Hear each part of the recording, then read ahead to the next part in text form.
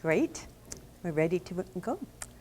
Okay, thank you for coming. And we also have people online apparently, so we'll be taking questions at the end of the presentation. But before we get started, I'd like to present some of the core faculty from the Counselling Psych programs. I'm Blythe Shepherd, and I've been here since 2008. I'm a Canadian certified counselor. And my name is Elaine Reed-Amis.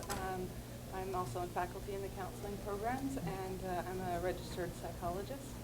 I've been in private practice for a few years and teaching at the university for a few years.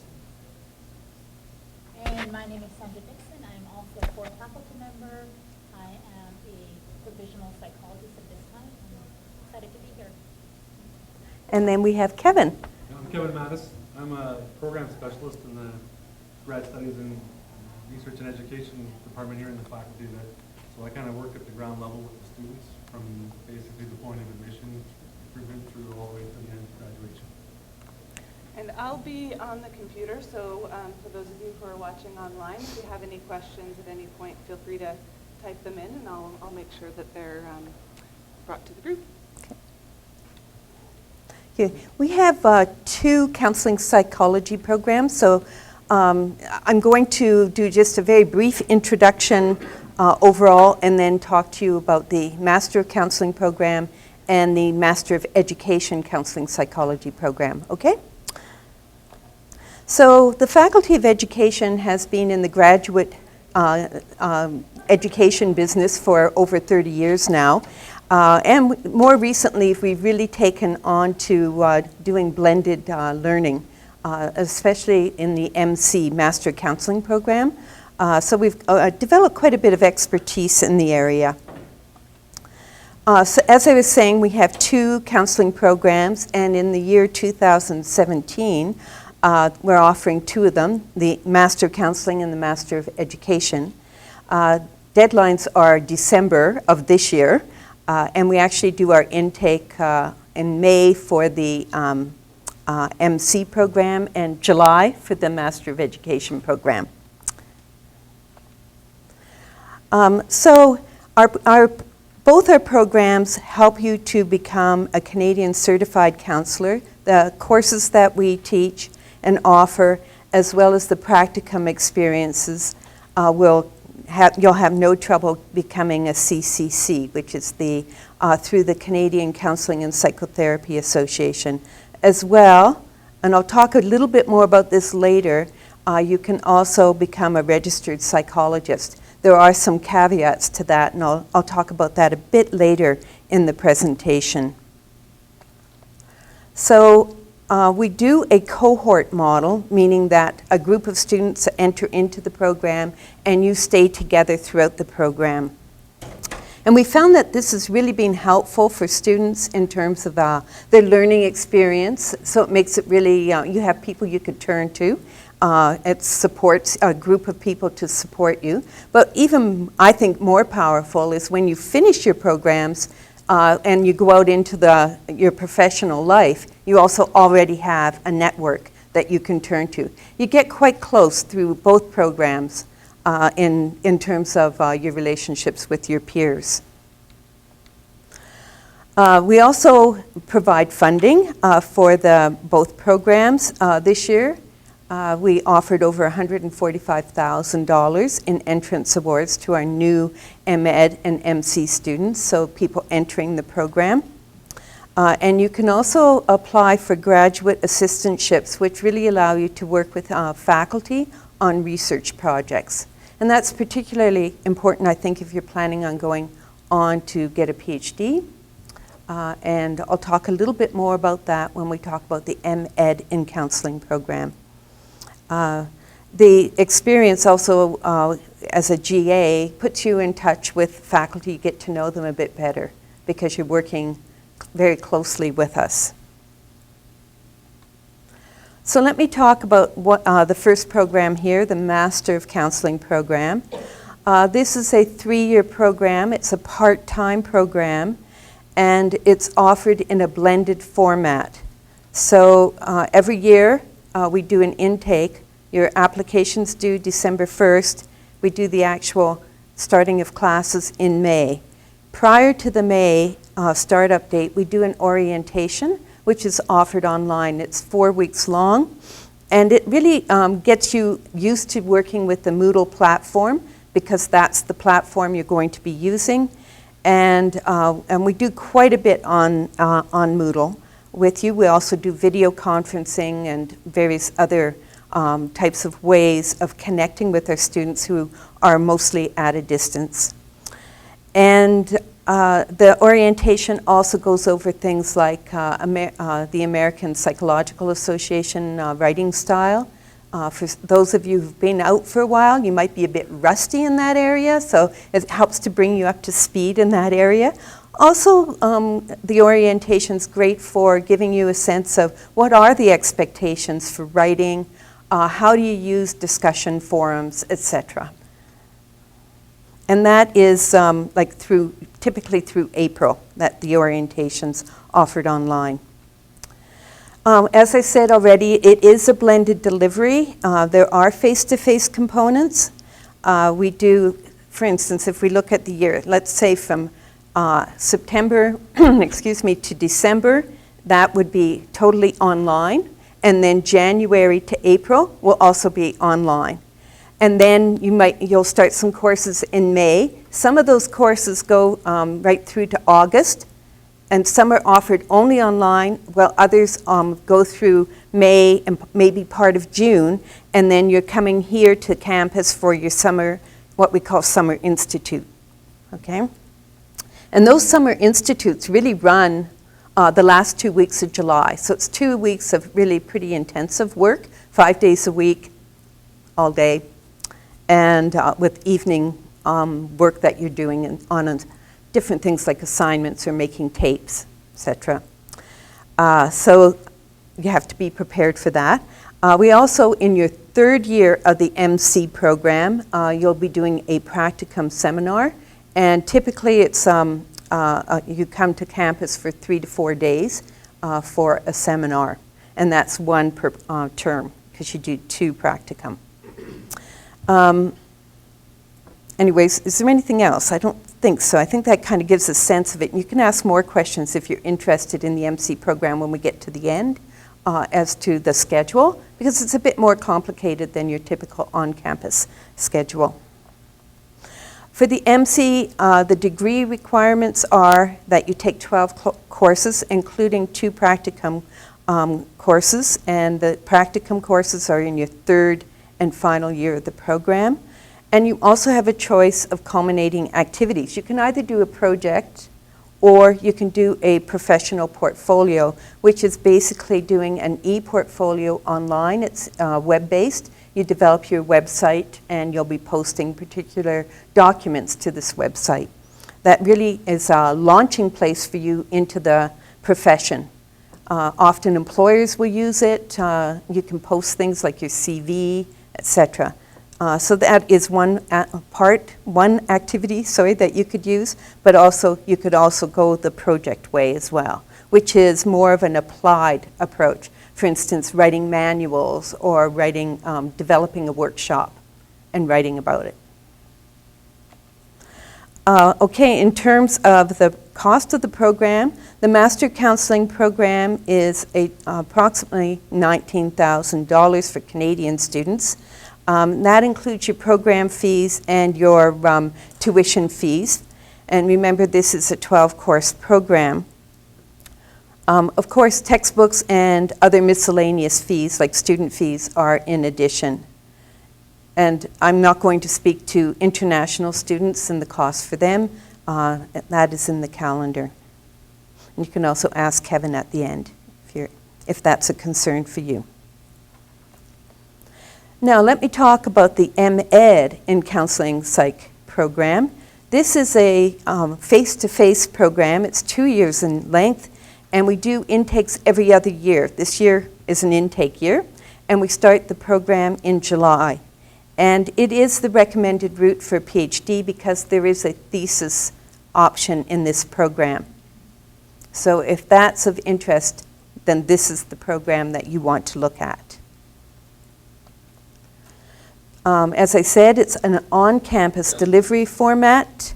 In year 1, courses are offered at the university during the day.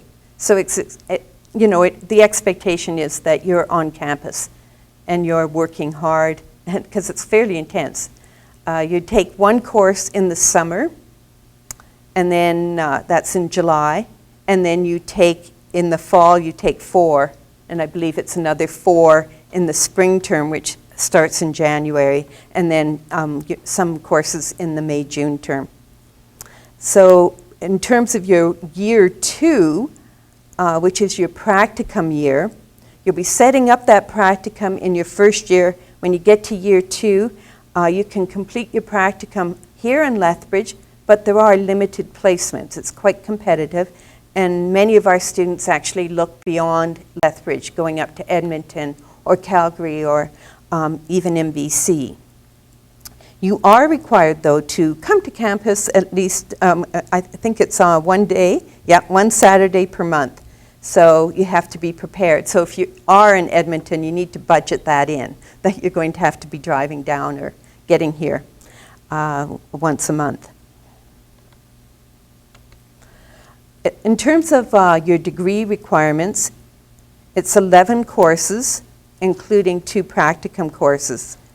The difference from the MC program is that there are 3 culminating activities that you can choose from. You can choose a capstone, which is done in 1 term, and it's an in-depth paper that you write. The project is done usually over a few terms, and it's an applied project. And then there's also, of course, the thesis. So personally, I suggest that when you're doing a thesis that you start thinking about that in your first year and really getting and aiming some of your assignments towards that topic area. The second year is fairly intense with your 2 practicum courses. The cost of the program for the MEd is about $10,000. This is for Canadian students. That includes program fees and, of course, your course tuition fees. And that is an 11-course program. International students need to look at the calendar. Now, if you are completing a project or a thesis, you will be paying additional course fees. And if you extend your program, say you want to go into your 3rd year, that also will require additional program fees. As well, textbooks and miscellaneous fees are additional to the $10,000.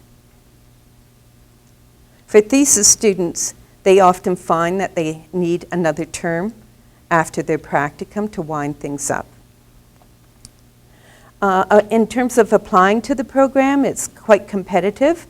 For the MC, we get, I'm going to check, 120 applications a year. We take in about 22 people. For the MEd, I don't know, but it's less, probably 60, and we take in about 18 to 20. You can apply online, which makes it quite easy. The application deadline is December 1st, but the application, in terms of all the things that you need, takes some time. So you need to get started if you're interested. Start in October, because you're going to be needing things like reference letters, etc. So what do you need in order to apply? Well, you need a bachelor degree. Obviously it's easier if it's in kind of education and psych, but that you aren't limited to that. We can answer questions about that if you have a different type of background. The GPA is a minimum of 3 on a scale of 4, and we look at the last 20 university graded courses, so no pass-fails. Only ones that you get an A, B, C, D.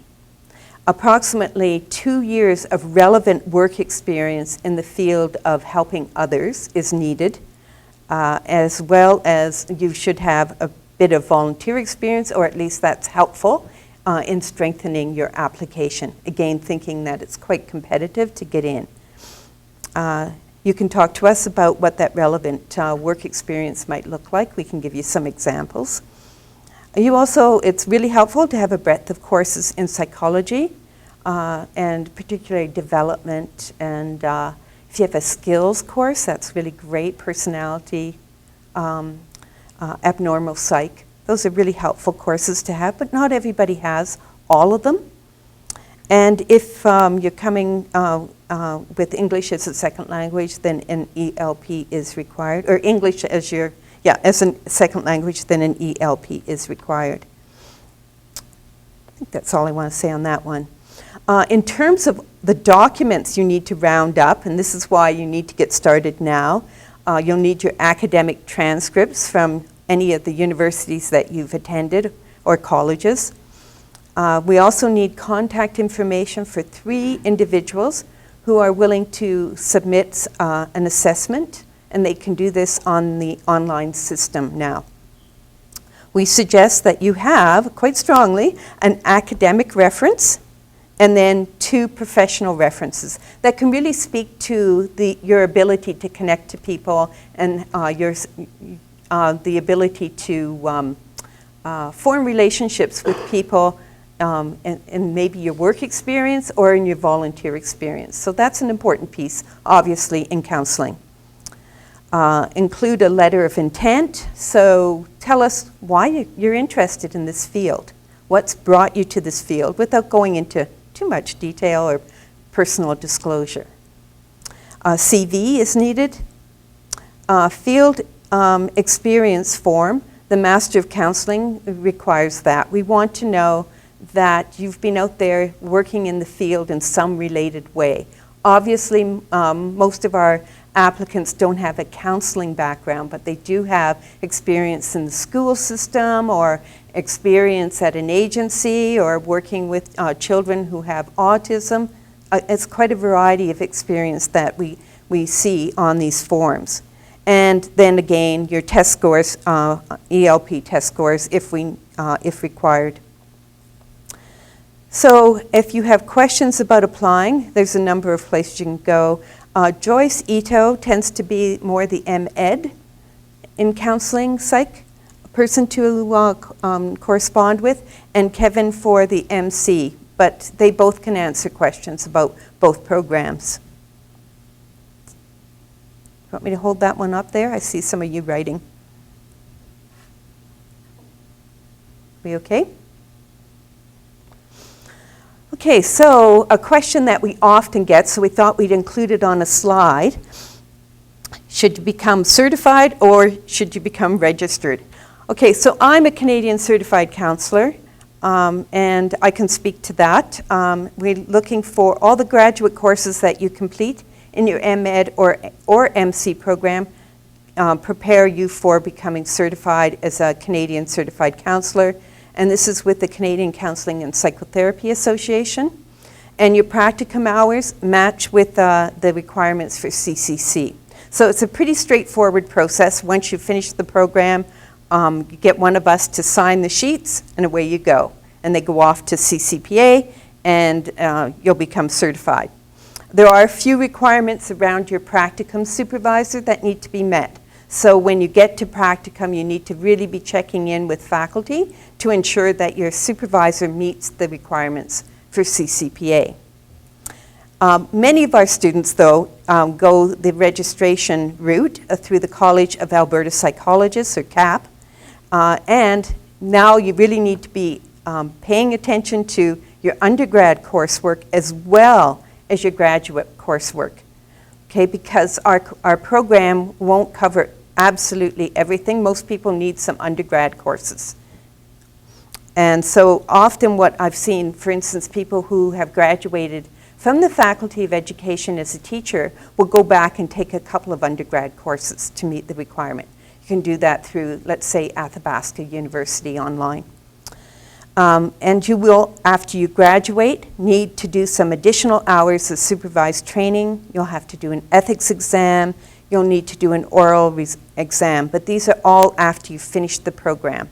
You can't do them within your master's program. Even if we provided that opportunity, it wouldn't count. You have to be after graduation. And then we have questions. So I'm having these people come on up.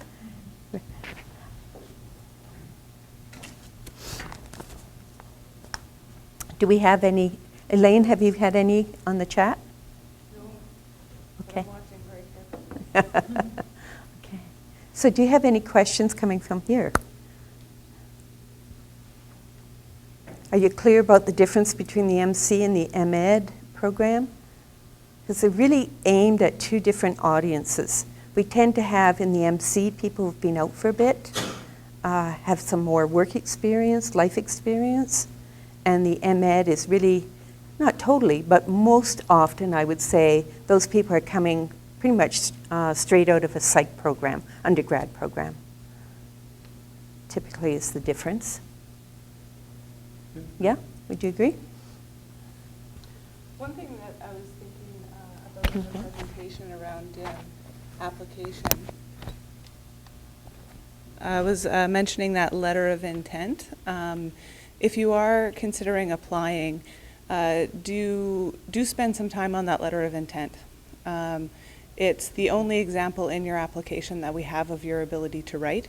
So it is, important to talk to some people, get some feedback about that letter of intent, and consider it both as you introducing yourself to us, but also as an example of your ability to articulate yourself in writing. You just reminded me of something, Elaine. We also do interviews for admission. So we shortlist and down to usually about 35, 40 people, and then we do interviews. Now, if you're far away, we do Skype or telephone, but we prefer face-to-face. And you're in for about 15, 20 minutes talking with us. We have some questions for you, and that also helps us to determine fit within the faculty and fit in terms of personality and all that. Yeah, that's a really important part of the application process for us, because we're aware that this isn't the only counseling program in Alberta, and there's unique things about our program that that we want to see if that's a good fit for your needs as well. So it's really, it's a lovely couple of days where we get to talk with a whole lot of people who are interested in counseling and get to learn a little bit more about you, but also that you get to learn a little bit more about us as a faculty and what our vision is as a program and that type of thing.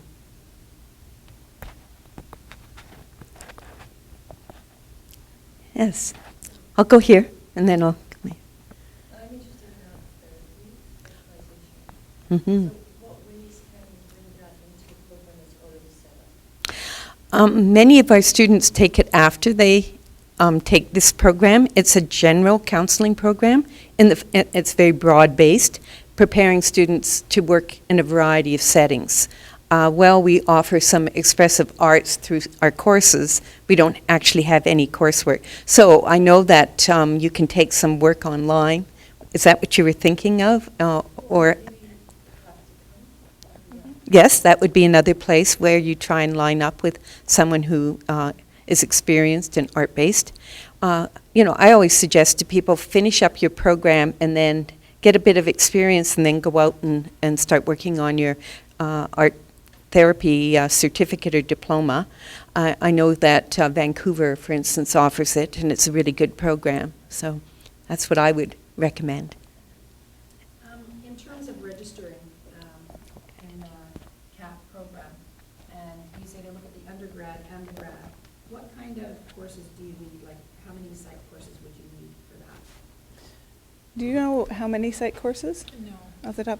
If you go to the College of Alberta Psychologist website, they have it really clearly outlined what all of the coursework criteria is, and it's more courses than we have in our program. So for those additional courses, if you've done a psych undergraduate degree, you probably have some of them. If you haven't done a psych undergraduate degree, you might have to take one or two courses, and you might do that before you enter the program if you know ahead of time. So if you go to the College of Alberta Psychologist website, then that kind of helps give you some guidance. I think one of them is like biological basis of behavior, social basis of behavior. Assessment research kind of area? Yeah, I'm not sure. So is that something that you guys are able to talk to students about as well? Essentially, it's 12 undergrad and 12 12 grad. That's the sort of general framework, right, for registration. The concept is that through our program, you get your graduate level preparation for registration, but we don't provide the undergraduate portion of it. But yeah, and typically, and what I think Elaine's alluding to is that there might be a course at the senior undergrad level that may not meet the same requirement as a graduate course. It just depends. And so really the best thing to do is to look at it and look at their requirements, and then you get the sort of full picture. I would say it's very individual. Like Yeah. you can't, unfortunately, you can't just give a blanket statement about it. Yeah. And the reason that this happens is because we don't want to make all of those course requirements prerequisite to coming into the program, right? That would be the other way of going about it. But we're open to admitting students who don't have all of the registration requirements, because we don't know if your future career goals include more kind of the Canadian counselor route or the registered psychologist route. So there's the flexibility. And it's something that most students have to kind of figure out at some point in the program, so we talk about it on a regular basis in the program as well. Yeah. One question, in terms of registering as a veteran qualified psychologist, I understand the advantages of that. In terms of registering as the International College of Psychologists, the national, what's the advantage behind that? So you're wondering what the advantage would be to be Canadian certified counselor? Well, I would say that for me, the advantage has been that I didn't have to go through all the after. Well, actually, I have, but that was personal. So we're going to my story. However, you don't have to do the 1,600 hours when you finish, which can be quite taxing for students if you have a family. Financially, it can be quite taxing. So if you've already paid your tuition for this program, many of you need to go out and work. And instead, often our students have to then do a full year, or sometimes more, where they're under supervision, and they're having to pay for that supervision. So one part is cost. The other is what happens if you don't have a psych undergrad degree. Sometimes by the time you finish your master's program, you go, do I really want to go back and take Psych 100 and 200 and all that? Like, do I have the energy to do that? Instead, often students will say, I want to just get out and work. You know, I want to get into the field. I don't want to go back and I've been going to school forever. So that's one another reason. Right now, we are working on a college of registered counseling therapists in Alberta. Documents are already in. We're waiting to hear from the government. So we are actually forming a college in this province, so that people with CCCs will also have an option. Often when you're in the field, and I think Elaine could probably speak to this better, but sometimes you're more limited with the CCC in terms of things like assessment, right? So there's certain things that you can't do. Yeah. So it depends on what your career goals are. In our MC program, we often have people coming from BC and other provinces, so it's kind of a mixed bag of people, and we try and work with them to make sure that we're meeting the requirements they need in their province. And also, just to add to that as well, Here, for just a minute. registration, to get registered with CAP, there's also a multiple choice exam that you would have to complete. So that's something to consider as well. And the package, depending on how you get it, if you decide to purchase it, it's a cost that you have to kind of consider as well if you want to get registered with CAP, College of Alberta Psychologists. So. Some of the students as well, their goal isn't to be registered. So they might be a school counselor in a school system, but they don't have a master's degree in counseling, and they want to continue doing what they're already doing, but with the education to support that. So some of our students, that never is their goal, but in every cohort of about 20 people, there's some that know they want to be registered, and that's their goal, that's what they've been planning for. Some that know that isn't their goal, and many that decide somewhere along the way what's a better fit for them. There's like a time limit on the courses. So for example, if I completed a psych course in 2006, if that would still count. I don't think there's a time limit either, but the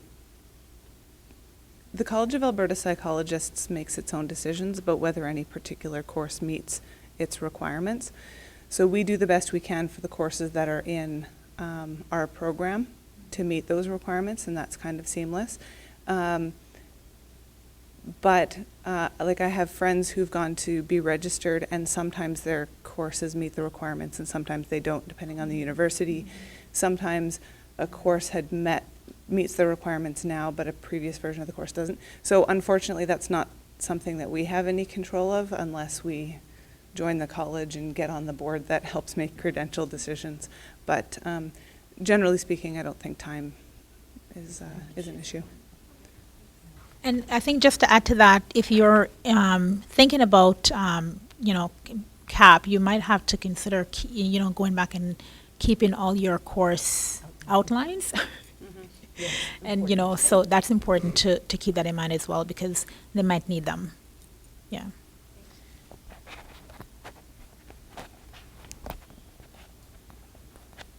Yes. Are you limited in the kind of counseling you can do with the CCC as opposed to the assessment, or is it just who funds it? Like, if a private plan will fund the CCC?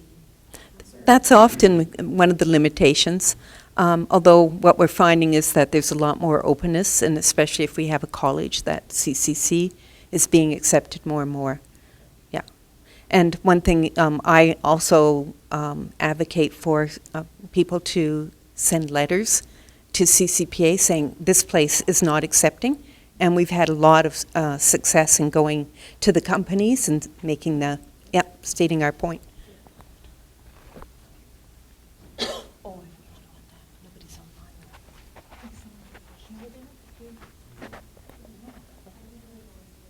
Was? Okay. I'm not sure if I answered all the pieces of your question. Yeah. I did? Okay.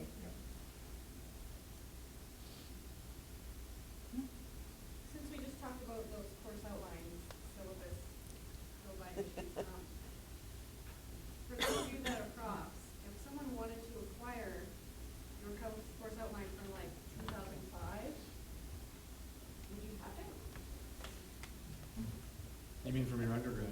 Yeah. Yeah. Or where would I? Well, I know for me personally, I contacted the institution that I went to and just explained, once you know who the prof was, the course, they might have it saved. So I would suggest you start doing that ahead of time. But it would be possible because sometimes they do keep them for a number of years. So. I think back to if any students that were in the course with you still have on Facebook, you might have it. For the graduate program, we maintain a digital archive, so even if you go through our program and you complete and you're missing an outline, we keep everything. And I would say that that's what I've noticed is like anything that probably was before year 2000 may or may not be kept, but anything after that time, it'll be online. They'll have an archive. Yeah. No, just some those courses that they wanted to maybe get a better understanding about. So they wouldn't require all the course outlines, but courses that are maybe, yeah, exactly, yeah. So if you took like abnormal psychology at the University of Alberta, you're probably fine, right? So it's more like if it's a different college or a course that they would see less often in the credentialing process. And sometimes the regulatory body will actually request the documentation straight from our office. Yeah. So they'll tell the student or the applicant, we want the outlines from the institution. Our administrative assistant just puts them all together and sends them off, registered them all straight to the source. Yeah. So And there is a lot of assistance in doing that, but we also say to students, start collecting now. Yeah. And they will also give you a time frame as well, right? So if you submit your application, they will, let you know what they need, and you have, I think, quite a long time to get them, yeah, which is good. Thank you. You're welcome. Yes. Keep applying. Do you still have any of that documents, on records, like transcripts? If- Can answer that, yeah. Mhm. We used to have sort of a grandfathering process for documents, so if you applied, say in 2008, and then you were unsuccessful, and then you reapplied in 2009. Back when we were on a paper system, we could just transfer all your documentation over. Now, since it's an electronic process, it's an online process, the only way to successfully submit the application online is to provide the documents as attachments to the file. And so you have to resubmit every year now, and when you do, you have to provide everything, reference letters, CV, letter of intent, transcripts. And one thing I want to touch on that I thought about in the slideshow was that even if you're a U of L alum in your undergrad and you go to apply online, you still have to provide a transcript on the online application. We don't pull it back from the institution. We don't pull it back from archives. And so basically what you would do is you would just go on, if you're familiar with, if you remember your days as a U of L undergrad, you just go onto the bridge and get your working copy transcript, print it off, scan it to PDF, whichever works, and then upload that as part of your application process. We deal with that for assessment purposes only. Interim transcripts will work because you have to upload them on the application. Anything that touches your hands is not an official transcript, right? And so we let you submit the interim transcript, and then if you're offered admission, then we follow up afterwards and give you a June 1st deadline of the succeeding year. So this would be for 2017 to get us that official transcript, and that's when you would order an official straight from the institution to us. You had another question? Yeah. Yes, because some applicants are still in program. They haven't graduated yet, so. Any other I'm trying to clarify the validity of this information. So I was speaking to someone upstairs, and they stated that for the prerequisites, so you need something in cognition, development, Mhm. Communication, and personality. Yeah. At the moment, I have probably 2 or 3 out of Mhm. these 4. If I apply, would I still be a competitive applicant? You want me to speak to that? Mm-hmm. The courses that you were referred to are emphasized. They're not prerequisites for admission. Okay. And so what we say as part of our admission requirements is that you have to have an undergraduate breadth in Ed Psych, or counseling courses. And that particular emphasis is paid to courses in learning, personality, abnormal psych, human development, and then a counseling skills or interpersonal communications.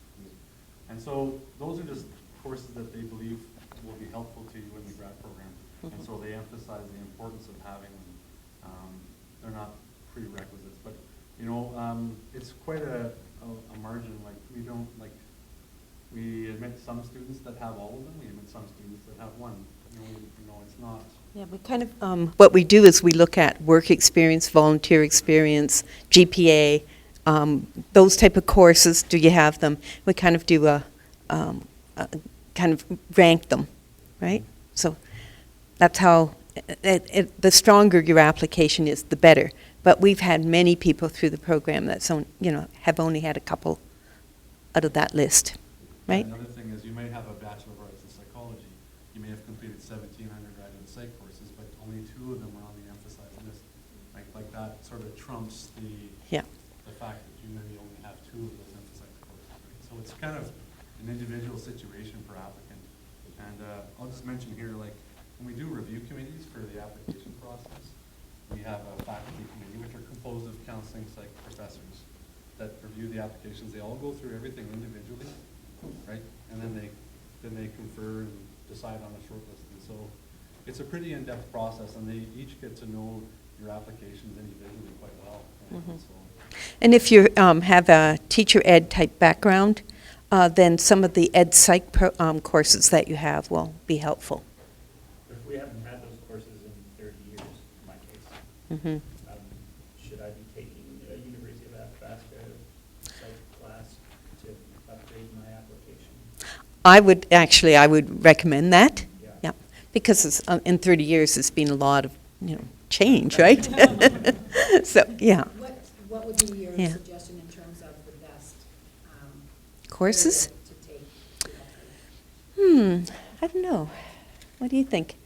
Development is always useful, I think. Abnormal Just psych. Abnormal? Is one going to be acceptable, or?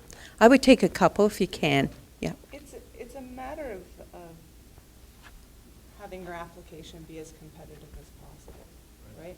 So if we have 120 applicants, just depending on who else applies in that year, you know, the more the better. So we couldn't speak specifically to how many who we see your application. And another thing to point out is, if you're thinking about the College of Alberta Psychologist route, you know, taking undergraduate psych courses prior to being into this program, if you're going to need them for CAP down the road anyways, it's kind of two birds, one stone, so it's all right, so.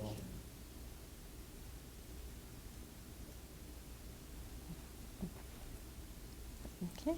We've seen a few people leave. Maybe we'll close up the formal part and we'll be around to answer any questions individually if anybody wants. And I've got some course schedules and just a general brochure here.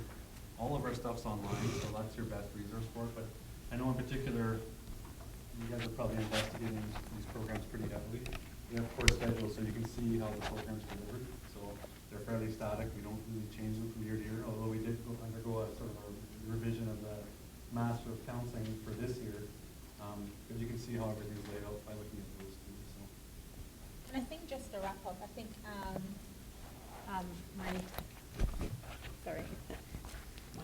we had talked about the statement of intent, the letter of intent. I think you need to pay attention to the references as well, because that's also important in terms of,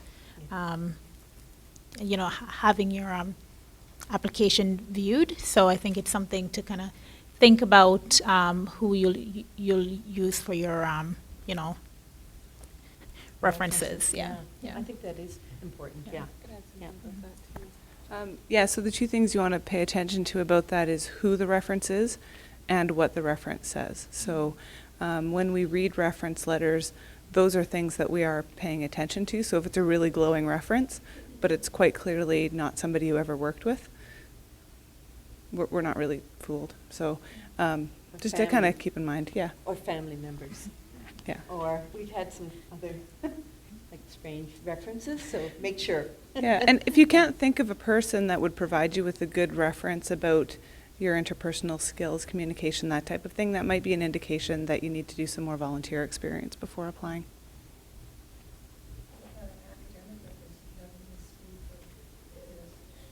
That's one of the benefits of upgrading and taking a course, because you need that academic reference. It's really an important one. And it's hard for, I know people approach me that even, it was back in 2002, I really can't write a great reference letter for them anymore. I just honestly don't remember them well enough. Yeah. As an academic reference, when I was at, like, I'm a teacher, so at UTD, and I have, like, I write, like, my IPPs and stuff that go through my supervisor, would they be an academic reference, or is it strictly through university? We really look at university, like it's only one academic, the other two are professional. That might be, I would consider that a professional. If it's an academic reference that's left The post-secondary education, they're still an academic reference. Yeah, they just, when, you know, they just need to state. Right. Yeah. But, you know, it's helpful if you're taking something fairly current, I would say, right?